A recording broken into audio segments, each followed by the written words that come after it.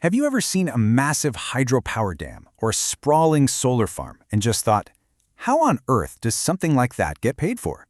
I mean, these projects cost insane amounts of money, billions even. So how do they go from just a brilliant idea to a real thing that actually powers our world? So, let's get into it. The answer isn't just about having great engineers or the perfect sunny spot. Nope. The real secret sauce, the key that unlocks billions with a B in financing for renewable energy, is a special kind of contract.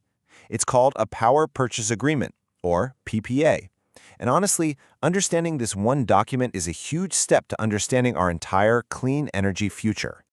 All right, so here's our roadmap for this explainer. We're going to break down exactly what a PPA is, explore all the different flavors they come in, peek inside the contract itself, walk through the whole step-by-step approval process, and finally, we'll see why this one piece of paper matters so much. To start, let's picture this. Nepal. You've got these incredible mountains, over 6,000 rivers. I mean, the potential for hydropower is just staggering. We're talking something like 43,000 megawatts worth. But here's the catch. Harnessing that power costs a fortune. You can't just build a billion-dollar dam and then cross your fingers hoping someone will buy the electricity. And the solution to that giant financial puzzle? It's the Power Purchase Agreement, the PPA. This is the financial tool that makes these huge nation-building projects even possible. It's really the bedrock that the entire renewable energy industry is built on. So what in the world is this powerful piece of paper? Okay, let's break down the absolute basics. At its very core, a PPA is a long-term deal. Think of it like this. An energy producer, like a brand new hydropower plant, promises to sell all its electricity to a buyer, usually the big utility company. And they do this for a really long time. We're talking 10, 20, sometimes even 25 years. But here's the most crucial part. They agree on the price for that electricity before a single shovel hits the ground. And right there, that creates this perfect win-win. For the generator, it's a guaranteed paycheck for decades to come, which is exactly what they need to walk into a bank and say, hey, lend me $1 billion. And for the buyer, they get to lock in a stable, predictable price for energy and don't have to worry about the crazy swings in the market. It all boils down to one thing: managing risk. But okay, this is where it gets really interesting. A PPA isn't just one standard cookie-cutter document. Oh no, it comes in all different shapes and sizes, all tailored to the specific project, the country, and the market it's in. Just take a look at how the prices are structured here. This shows you it's not random at all. A simple project in Nepal gets paid one price during the wet season when water is everywhere, but the price nearly doubles in the dry season when power is more scarce. And look at the storage projects. The ones that can save water and generate power on demand, they get paid even more, especially in the winter. It's the market sending a huge flashing neon sign that says, please build more of these. And the variations go even deeper. You've got PPAs that are paid in local currency versus US dollars, a huge deal for international investors. But one of the biggest distinctions is something called take or pay. This is the absolute gold standard for a developer. It means the buyer has to pay for the agreed-upon amount of power, period, even if they don't actually use it. Talk about the ultimate financial guarantee. Now this all leads to a really fascinating modern twist in the PPA world. I mean, what if you're a big company and you want to support a new solar farm, but it's on the other side of the country, or even in a different country altogether? Well, that's where the virtual PPA, or VPPA, comes in. Now this is kind of mind-bending. Forget about physical electricity flowing from point A to point B. This is purely a financial deal.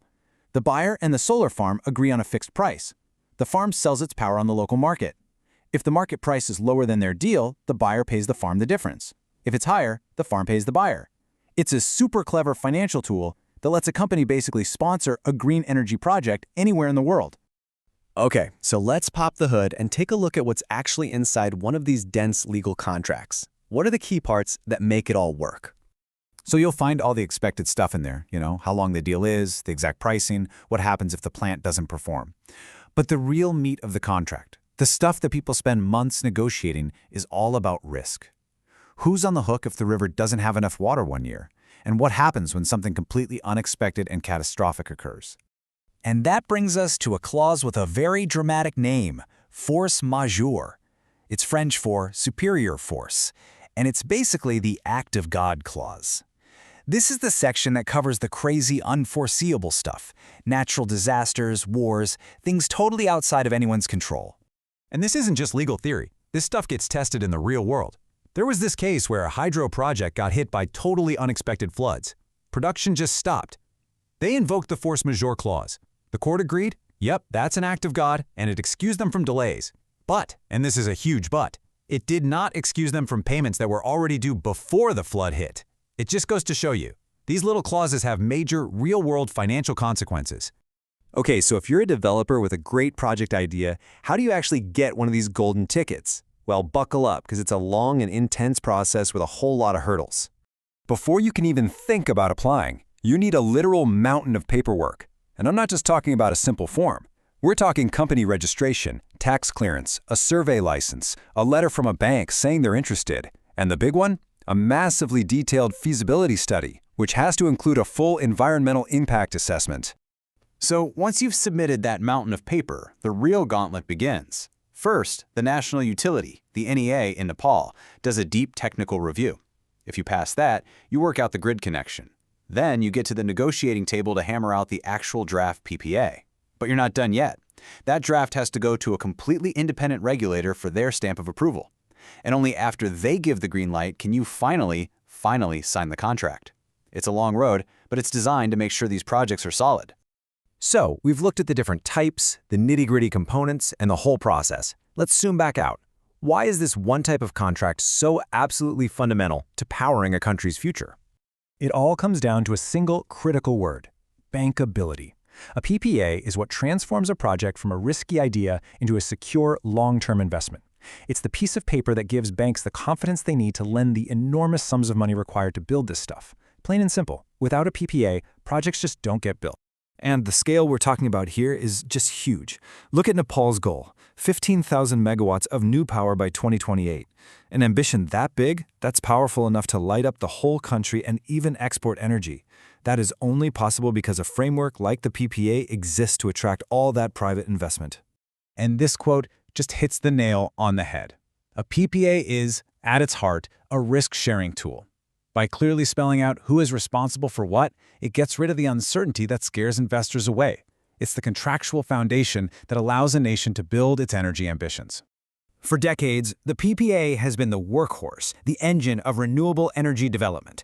But the energy world is changing incredibly fast. Markets are getting more competitive. We have these wild new technologies like virtual PPAs coming online. So the question we're left with is this: how does this absolutely essential contract need to adapt and evolve to power the next chapter of our energy future?